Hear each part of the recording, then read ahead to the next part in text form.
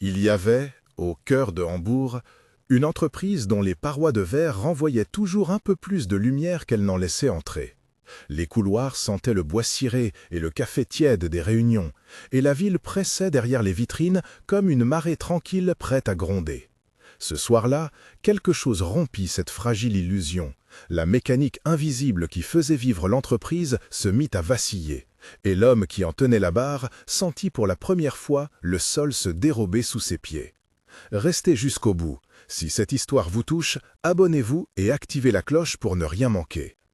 Les écrans du centre d'opération affichaient des blocs rouges, puis des zones vides. Des alertes sonnaient, sourdes et répétées, comme le battement d'un cœur qui se débat. Alejandro Mendes se leva si brusquement que sa chaise grinça. L'horloge au mur marquait 23 heures, et quelque chose chez lui se brisa. Pas seulement l'orgueil d'un dirigeant, mais l'idée qu'il contrôlait encore tout.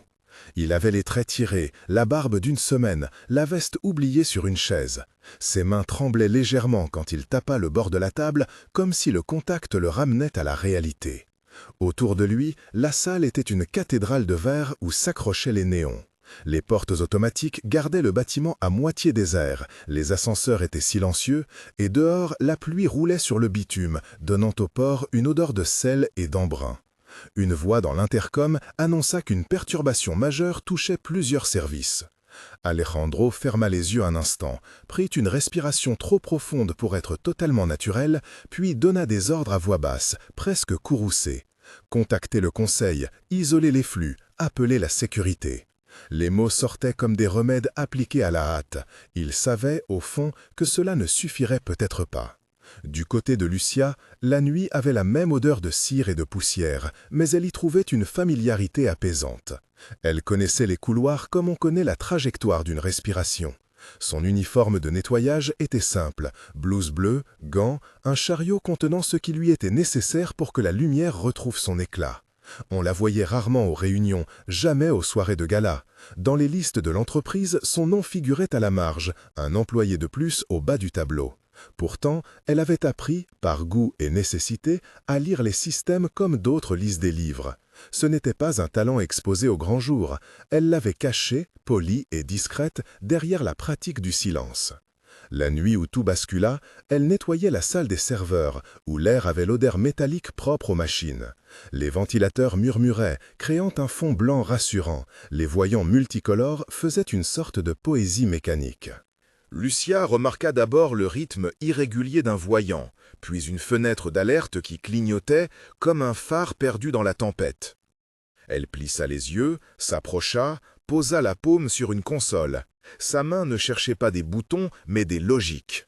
Sans y penser au début, elle suivit des signes, retrouva des sauvegardes anciennes, toucha des archives dormantes qu'elle avait vues au gré de ses nuits. Elle murmura à mi-voix, presque pour se rassurer, et réussit à reprendre une portion de service qui refusait d'obéir. Quand Alejandro entendit dire qu'une intervention inattendue venait de stabiliser une partie des flux essentiels, il voulut savoir qui avait agi. On lui parla d'une silhouette qui avait passé la nuit dans la salle des serveurs, d'une femme qui travaillait le nettoyage. Son regard, d'abord incrédule, se fit aigu.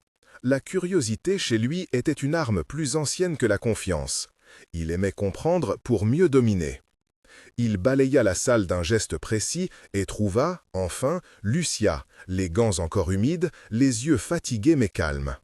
Leurs premières paroles furent prudentes, comme deux personnes qui se rencontrent au milieu d'un pont fragile. Alejandro, prudent dans son autorité, la remercia d'une voix qui voulait rester distante. Lucia répondit avec une simplicité qui ne cherchait pas à éclipser sa compétence. Elle ne parla pas de miracle, elle décrivit des restes de configuration oubliés, des sauvegardes qu'on avait déplacées sans mémoire. Par moments, son regard se perdit vers les parois vitrées, comme mesurant l'écart entre son monde et le leur. La direction organisa une réunion d'urgence. Les investisseurs appelaient, la presse, qui avait senti l'odeur du sang, attendait des déclarations. Rodrigo Campos, responsable technique, apparut avec le sourire des gens qui n'ont jamais été réveillés de leur certitude. Alejandro sentit son irritation monter. Rodrigo avait le profil de ceux qui s'installent dans une victoire proprement garnie de condescendance. Valeria Soto, la directrice financière, arriva plus tard. Sa démarche était précise, ses talons marquaient le parquet comme on enfonce des clous. Il y avait dans son regard une ambition qui pouvait se transformer en braise. La panne fut qualifiée de sabotage dans les communiqués prudents qui filtraient vers l'extérieur. À l'intérieur, les mots étaient plus crus. Perte de données, comptes isolés, transferts non autorisés. Les enquêteurs internes commencèrent à fouiller, non pas avec des marteaux, mais avec des regards, des dossiers, des relevés. Ils traçaient des routes d'argent et de pouvoir. On commença à regarder à l'intérieur du cercle proche, là où les lois non écrites de l'entreprise se manifestaient par des alliances, des inimitiés et des ambitions. Alejandro prit Lucia à part. Il avait besoin de comprendre ce qu'elle avait fait. Plus encore, il avait besoin d'une réponse à la peur qui, sourde, commençait à l'habiter. Ils s'assirent dans une petite cuisine, loin des regards. Il y avait une cafetière encore chaude, des tasses ébréchées, et la pluie, dehors, qui tambourinait gentiment. Il parla d'abord comme un chef, puis, peu à peu, comme un homme privé de repères. Lucia écouta. Elle évitait de donner des détails techniques. Elle préférait dire ce qui avait été oublié. Ils n'ont pas pensé que les anciennes copies pourraient rendre service. Elles dormaient, personne ne s'en occupait. Sa voix n'avait pas la sécheresse des foyers d'habitude. Elle avait une douceur qui révélait le respect du travail bien fait. Leur coopération commença comme une nécessité, puis se transforma en quelque chose de plus subtil. Alejandro était habitué aux compliments polis, aux stratagèmes qui glissent vers la flatterie. Avec Lucia, la vérité n'avait pas besoin d'artifice. Elle lui rendait les choses en mots simples, revoyait les présomptions qu'il portait et, sans jugement, lui montrait les angles morts. Il se surprit à écouter davantage, à lâcher un peu de la rigidité qui l'avait rendu célèbre.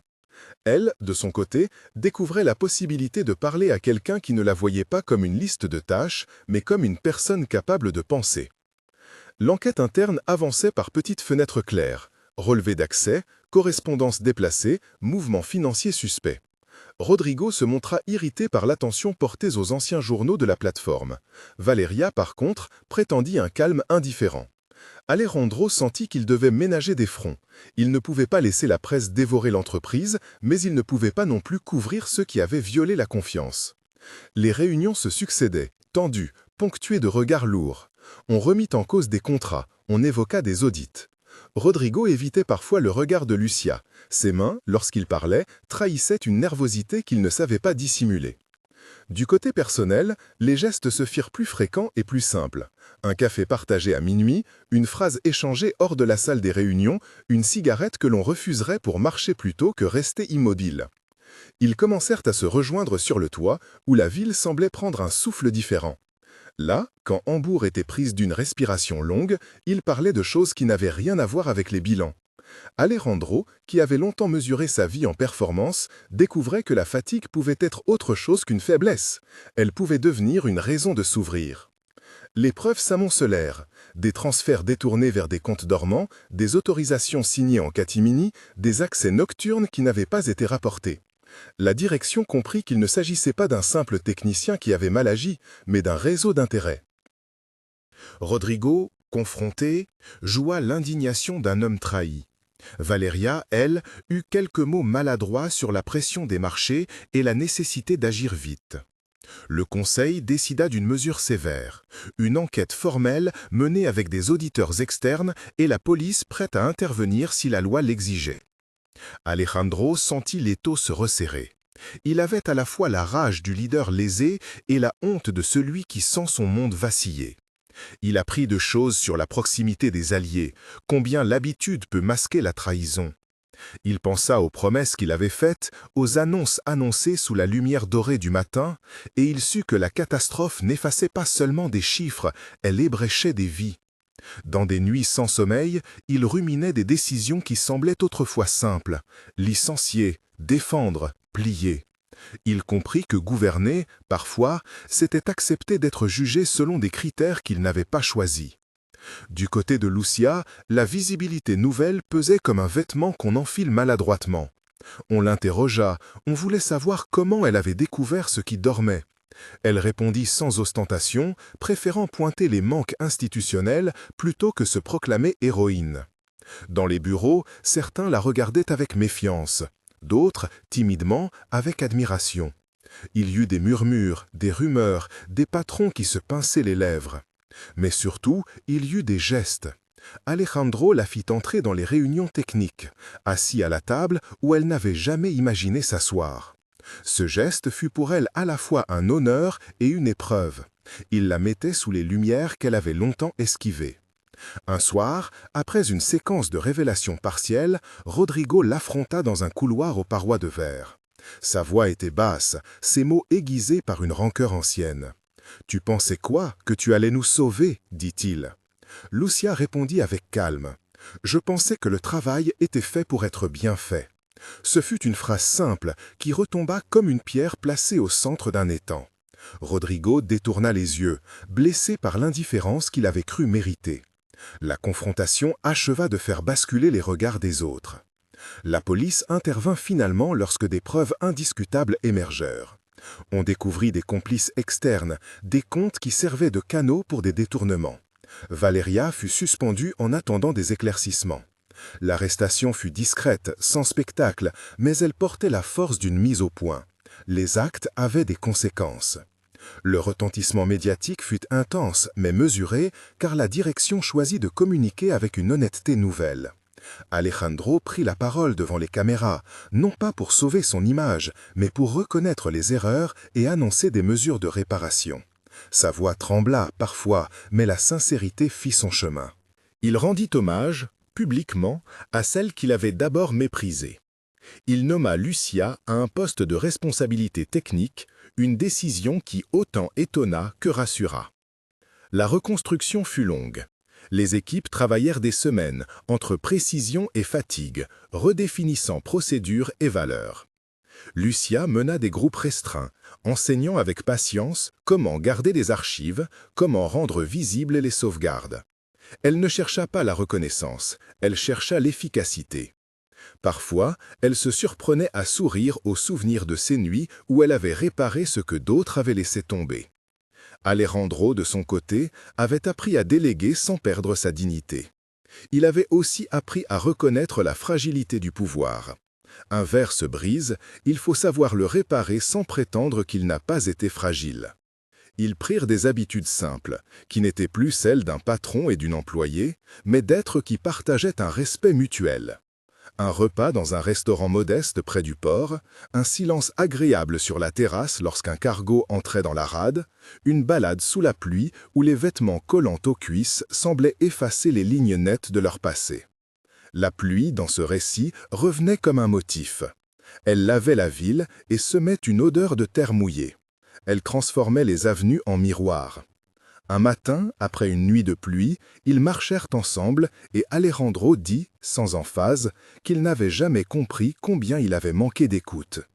Lucia répondit par une main sur son bras, un geste qui signifiait plus que des mots. Ils eurent des moments d'intimité mesurés. Une soirée où Alejandro raconta pour la première fois l'origine de sa volonté de bâtir, une enfance faite de compromis et de promesses. Une fois, Lucia confia la peur qui l'avait tenue éloignée des hautes sphères. La peur d'être reconnue seulement pour un geste plutôt que pour la personne complète. Ces conversations n'étaient pas de grandes déclarations, mais des accords presque chuchotés, qui tissaient une confiance autrement plus durable. Le tribunal civil examina les cas. Valeria fait inculper pour complicité et abus de confiance. Rodrigo, moins impliqué, subit des mesures disciplinaires et une enquête continuait pour établir son degré de responsabilité. Les sanctions furent exemplaires sans être humiliantes. L'entreprise choisit de réparer les torts, de restituer les sommes détournées si possible, et d'ouvrir des programmes de transparence. Alejandro présida à ces réformes avec la fatigue d'un homme qui avait tout perdu et beaucoup regagné. Il accepta que la société le jugeât et entreprit de montrer que la réparation ne se limitait pas aux chiffres. Le public reconnut ensuite le travail collectif. L'entreprise renoua avec ses partenaires, les investisseurs reprirent confiance malgré les cicatrices. On débattit dans les journaux de la fragilité des grandes institutions et de la nécessité de rendre visible l'invisible. Lucia fut saluée dans des colonnes sobres. Elle apparaissait maintenant comme un symbole, non pas pour être utilisée, mais pour rappeler que la compétence peut exister hors des projecteurs. Il y eut un jour de cérémonie où on donna à un centre de données un nom nouveau, un geste symbolique pour célébrer la transparence retrouvée. Alejandro prit la parole sans chercher à briller.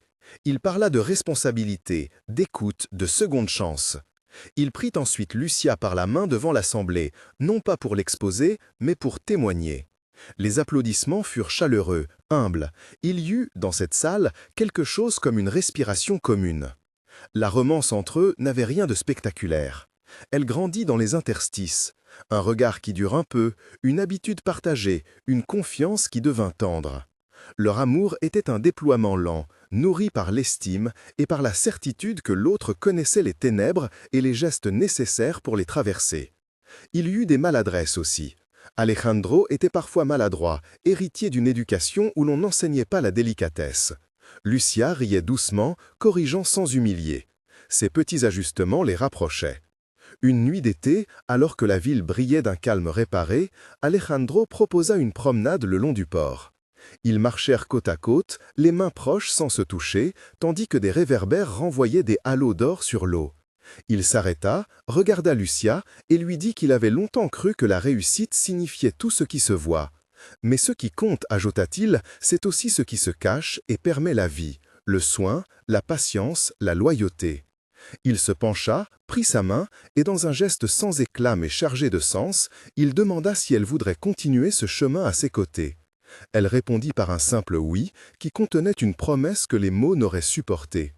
La pluie, qui avait souvent accompagné leur nuit de doute, revint au matin de leur fiançailles. Elle tomba fine, puis en rideau, comme si la ville voulait laver définitivement les anciennes traces.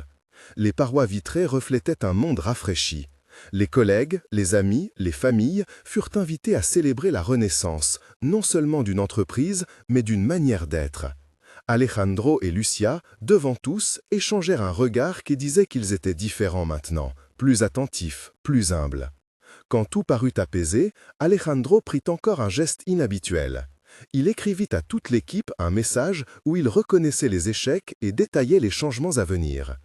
Il y parla de valeurs, mais surtout, il parla de personnes. Dans la lettre, il mentionna Lucia non comme une exception, mais comme un exemple de ce que l'on peut être quand on laisse la place à la compétence silencieuse. La reconstruction, toutefois, n'effaça pas la mémoire des blessures. Certaines portes gardaient les marques des coups. Les relations réparées restèrent attentives, comme on l'est après une maladie. Pourtant, une chose s'était imposée, la conviction que la dignité ne dépend pas de la fonction, et que l'on peut choisir, chacun, d'accueillir l'autre dans sa vérité. Alejandro avait appris que le pouvoir sans humilité est fragile. Lucia avait appris que la reconnaissance n'annule pas les efforts, mais leur donne un sens plus large.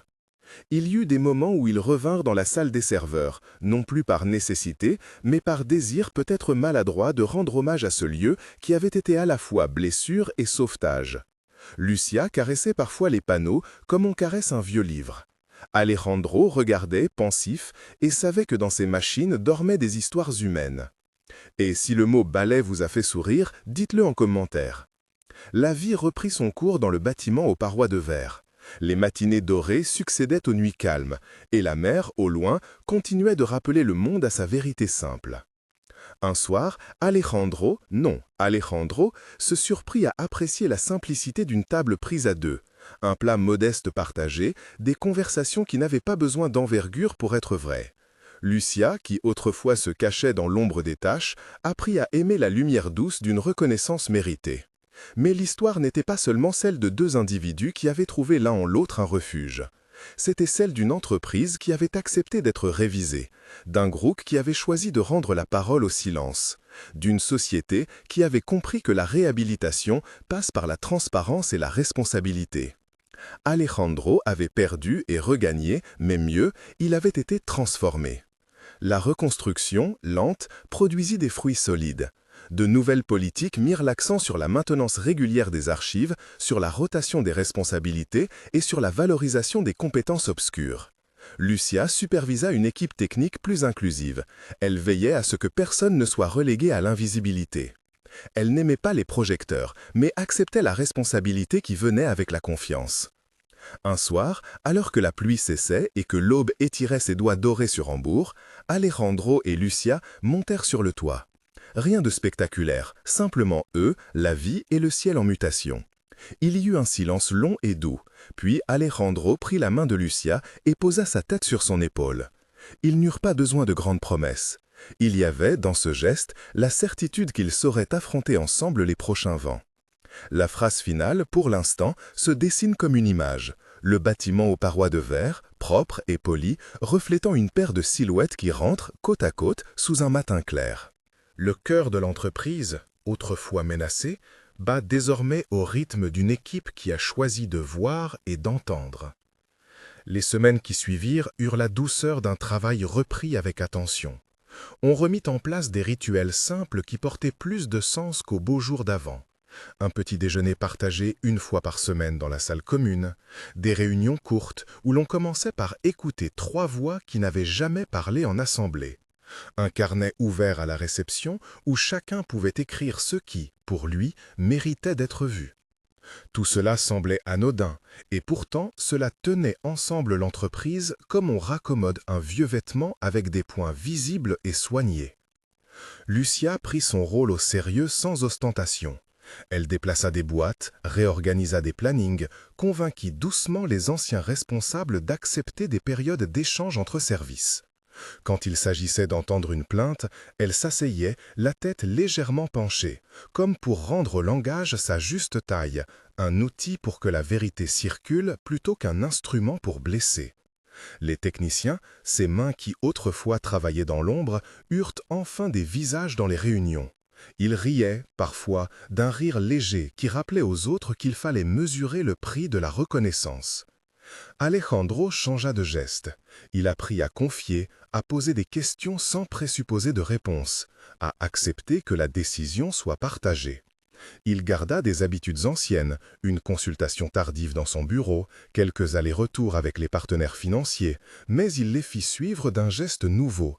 Il rédigeait des comptes-rendus accessibles et invitait tout le monde à les commenter.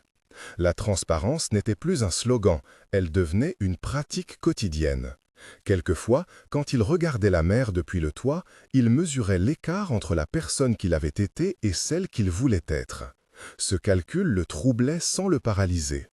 La ville aussi, plus que les panneaux d'affichage et les bruits de la rue, réagissait. Des petits articles saluaient la transformation. Une association professionnelle demanda à l'entreprise de partager son protocole de révision interne lors d'une rencontre publique. Alejandro, d'abord réticent à exposer ses cicatrices, finit par accepter de parler. Il monta sur la tribune avec une certaine réserve et raconta sans phare qu'il avait mal jugé, qu'il avait permis des silences coupables, qu'il apprenait à mesurer la force du pardon et de la responsabilité. Son discours fut sobre. Il évoqua Lucia, non pas pour la mettre sous les feux, mais pour nommer un principe. Respecter la compétence même quand elle s'affirme dans le calme. Tous ces signes de renouveau ne supprimèrent pas les ombres. Une nuit, un courriel anonyme fit le tour des salariés. Il évoquait des archives manquantes, des décisions prises sans discussion, des promesses non tenues. Le message, froid et concis, portait le parfum des rancœurs anciennes. Certains y virent une tentative de déstabilisation. D'autres y lurent un rappel nécessaire, que la vigilance devait rester constante. Alejandro savait qu'aucune lettre ne suffirait à balayer les doutes, mais il sut que le silence en face d'une plainte ne bâtirait pas la confiance. Un incident plus concret advint 2 mois après la grande réorganisation. Un fournisseur, avec qui l'entreprise entretenait une relation de longue date, se retira d'un contrat essentiel, invoquant des divergences éthiques. Le mot, lâché ainsi dans une correspondance professionnelle, se répandit comme une fumée dans l'air. Il alertait marché et partenaires. La direction du consortium qui approvisionnait la ville contacta le siège. La presse locale posa des questions. Des visages connus dans l'entreprise pâlirent à l'idée d'un reflux. C'était la première grande épreuve externe depuis la période de reconstruction. On convoqua un conseil élargi. Les cadres vinrent de divers départements, les syndicats furent représentés. Des juristes offrirent leur lecture. Alejandro entra dans la salle avec la conscience aiguë que sa responsabilité morale n'était pas seulement interne, elle concernait également la réputation d'une organisation qui, désormais, se voulait digne. Il prit la parole sans chercheur de consolation. Nous avons des choses à corriger, dit-il. Nous devons aussi être transparents sur ce que nous ne savons pas encore. Il proposa un audit indépendant des contrats et une commission interne comprenant des membres de l'équipe technique, des représentants du personnel et une personne extérieure. L'idée de rendre la parole au silence se transforma en procédure. La parole de ceux qui n'avaient jamais siégé dans les conseils serait prise en compte. Lucia appuya la mesure. Elle sentit la fatigue monter en elle comme une marée.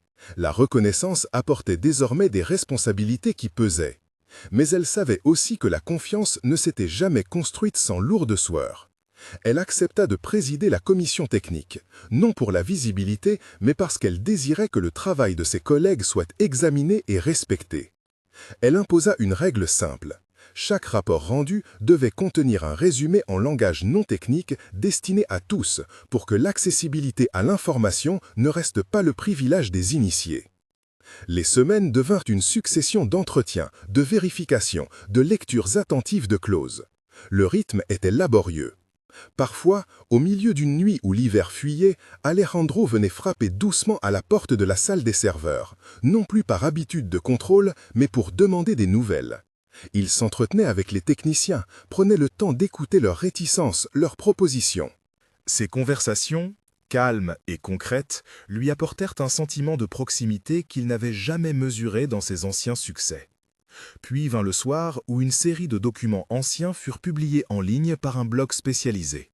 Les pages montraient des échanges internes où l'on constatait des appels à la prudence ignorés et des notes qui évoquaient un certain fatalisme face au coup. La réaction publique fut immédiate. Des articles reprirent les excerpts, des voix exigeaient des comptes. Beaucoup de salariés, en apprenant la nouvelle, eurent le sentiment amer que l'on tirait de blessures récentes de nouvelles blessures. Alejandro lut ces pages sans cesser de trembler. Il comprit qu'il avait devant lui un choix dramatique. Dissimuler les erreurs passées afin de protéger l'entreprise à court terme ou exposer la vérité et risquer des secousses douloureuses. Il choisit la transparence radicale. Devant les caméras qui comprenaient un journaliste de la radio municipale et un reporter d'un quotidien national, il prononça une allocution. Il parla lentement, avec des pauses, épousant la lourdeur du moment. Il reconnut les erreurs, décrivit les mesures prises, imposa un calendrier de réparation. Audit rendu public, indemnités accordées aux parties lésées quand cela était approprié, formations obligatoires pour les dirigeants. Il admit que la souffrance causée ne se réparerait pas en quelques pages de communiqué, mais que l'entreprise avait le devoir de transformer ses défaillances en leçons sociales. Certains applaudirent ce courage, d'autres le jugèrent insuffisant. Les critiques accusèrent Alejandro d'avoir tardé, d'avoir toléré des cultures prêtes à ignorer les voix faibles. Alejandro, pendant ces jours, sentit la fatigue comme une masse qui l'écrasait à l'intérieur. Pourtant, il reçut aussi des messages, des techniciens, des secrétaires, des personnes qui avaient subi l'invisibilisation du passé lui écrivirent pour dire qu'ils avaient vu de vrais changements et qu'ils choisissaient d'accompagner la route malgré les douleurs. Ces mots, fragiles, furent des points d'appui pour lui. Au sein du bâtiment, la vie continua. Il y eut des moments d'une douceur presque ordinaire. Un collègue ramenait des croissants et fit sourire l'équipe. Un jardinet urbain sur la terrasse fut planté d'herbes aromatiques. La sonnerie d'un téléphone qui n'était plus la voix de la crise, mais celle d'un client reconnaissant fit chanter brièvement la réception. On sentit, comme après une tempête, l'effleurement d'une possibilité, que la réparation, patiente, devienne durable. Côté personnel, la relation entre Alejandro et Lucia prit de nouvelles nuances. Ils partagèrent des instants où les mots n'étaient pas nécessaires. La cuisine improvisée un soir de réunion tardive, une promenade sur le port quand les cargos semblaient flotter comme des îles en attente, une lettre écrite à la main qu'Alejandro glissait dans la poche intérieure du manteau de Lucia. Mais la fragilité des jours se rappelait aussi. Elle se manifestait par des silences prolongés, par des réveils où l'on cherchait l'autre pour vérifier qu'il était là. Ils apprenaient à tenir ensemble la contradiction d'être partenaires de vie et acteurs d'une transformation collective. Parfois, la tension du travail s'infiltrait jusque dans la maison. Ils se rappelèrent de poser des règles, pas de réunion dans la cuisine, pas d'email tardif, des heures où l'on se taisait pour se retrouver.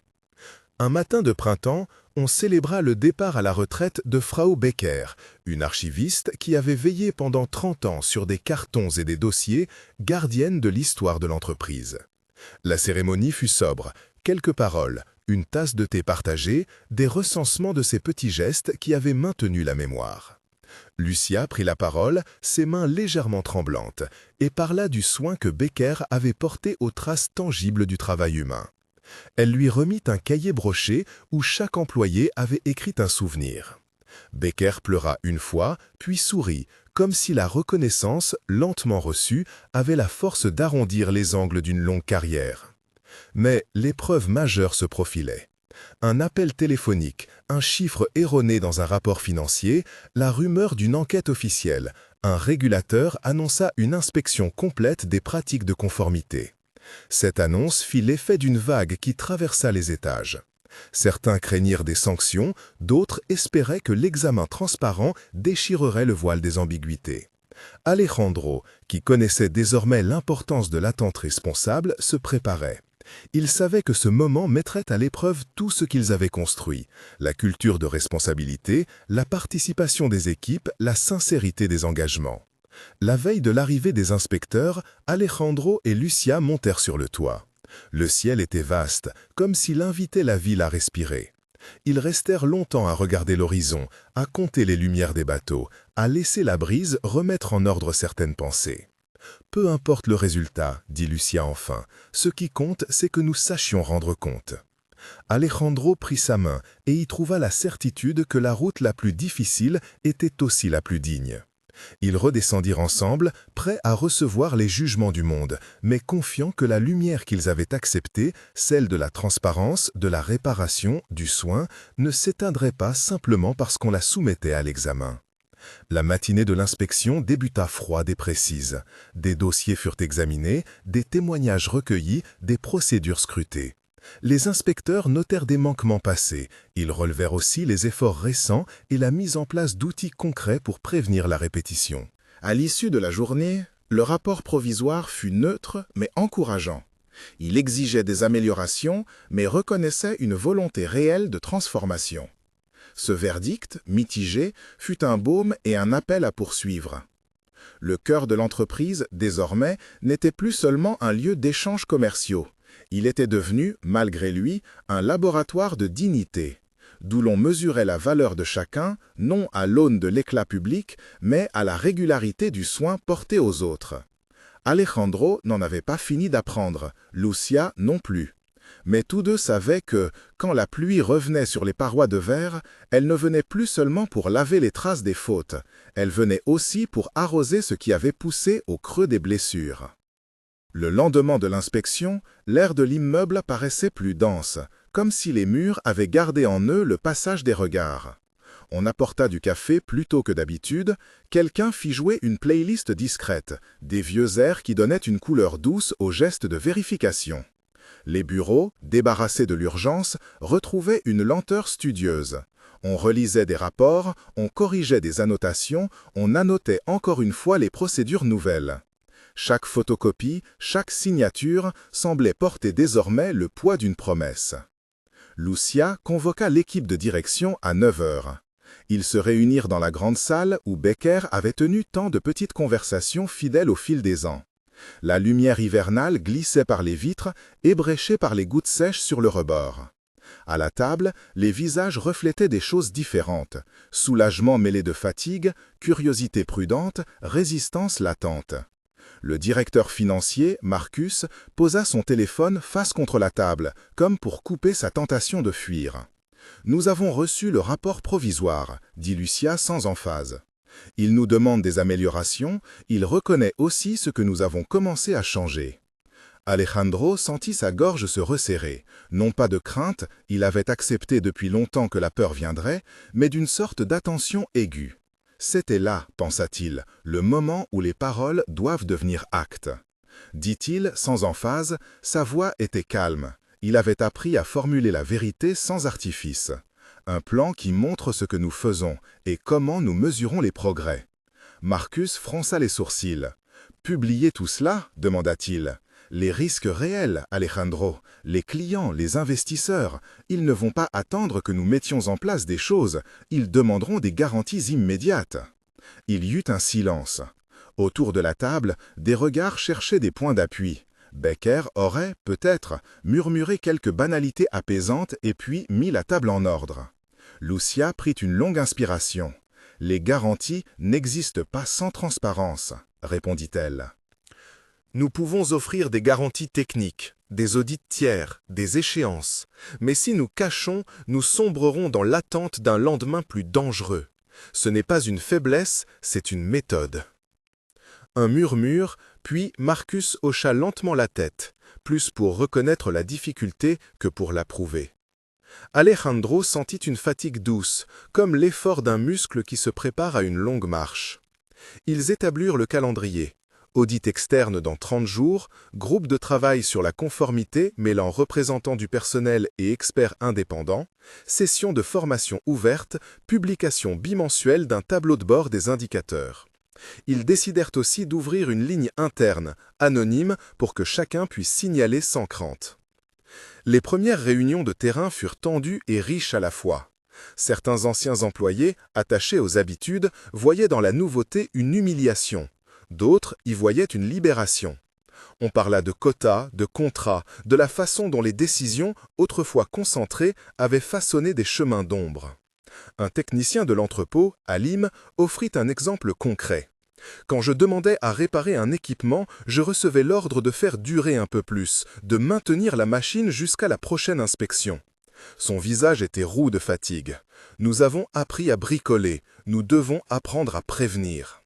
Ces paroles firent bouger des choses au cœur du système. Les ateliers se remplirent de plans, de listes, d'engagements écrits. On créa un comité de participation où chaque département envoya un représentant. La vraie transformation ne surgit pas d'une réunion. Elle naît de conversations répétées, de désaccords sur la table, de petites victoires quotidiennes. Ils établirent aussi un code de conduite révisé, plus clair, où la responsabilité ne restait pas un mot creux, mais se liait à des conséquences prévisibles et proportionnées. À la maison, cependant, la bataille se jouait sur d'autres champs.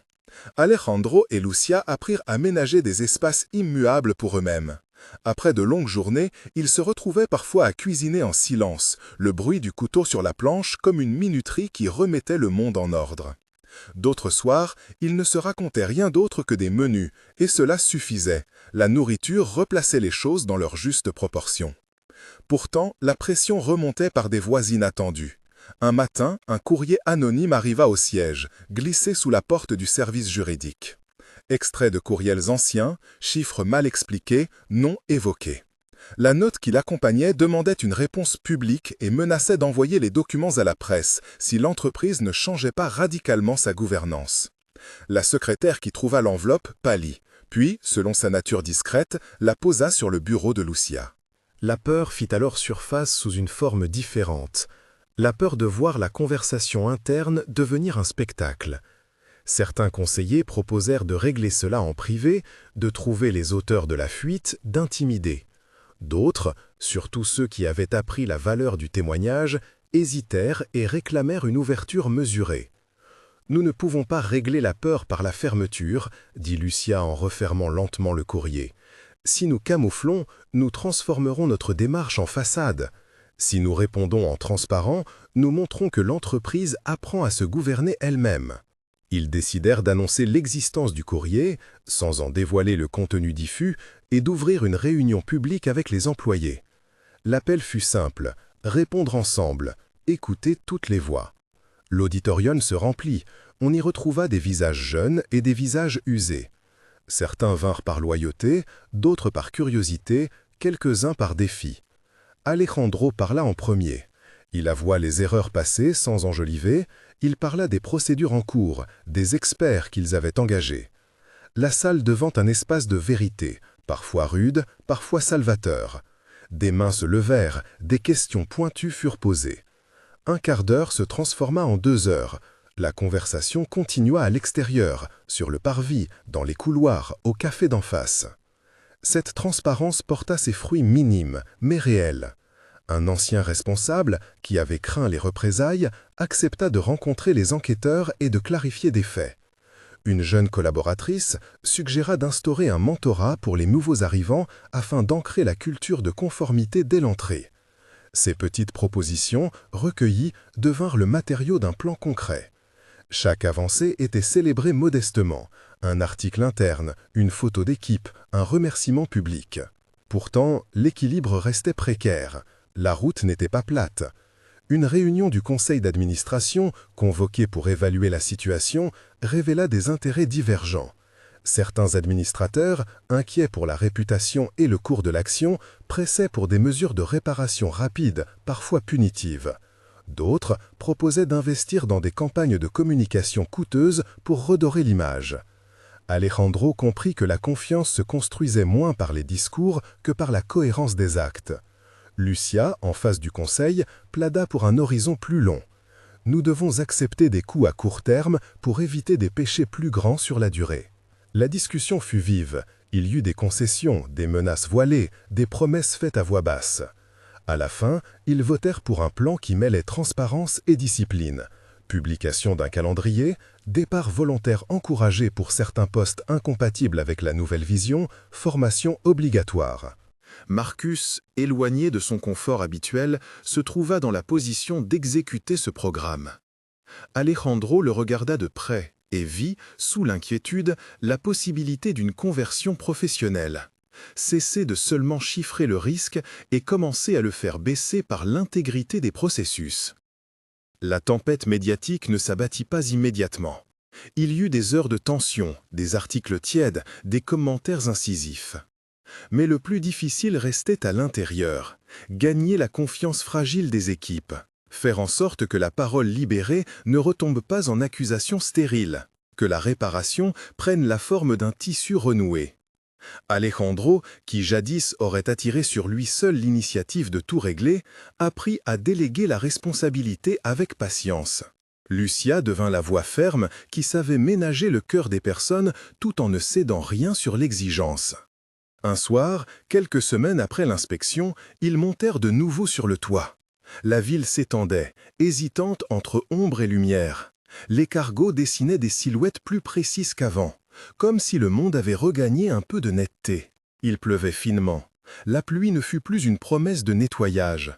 Elle était devenue la rumeur persistante d'une vie qui se refait. Alejandro prit la main de Lucia. « Nous n'avons pas fini, dit-il. » Elle sourit, non d'un espoir naïf, mais d'une reconnaissance attentive. « Non, répondit-elle, mais nous marchons. » Au loin, des voix montèrent depuis la rue. On préparait une assemblée publique où l'entreprise devait présenter son plan de gouvernance aux représentants de la communauté. Les préparatifs étaient tendus, les enjeux multiples. Alors qu'ils redescendaient, leur téléphone vibra. Un message bref de l'un des avocats externes. Une plainte venait d'être déposée par un ancien partenaire commercial évoquant des pratiques antérieures et demandant réparation. Le ton de la nouvelle était le même que celui qui ouvre une autre porte, celui où l'on doit montrer encore que la responsabilité n'est pas un ornement mais une route sans fin. Ils échangèrent un regard et, sans un mot de plus, reprirent leur place à la table de travail. Il était temps d'écrire la suite du plan, de répondre, d'écouter, de réparer, encore et encore.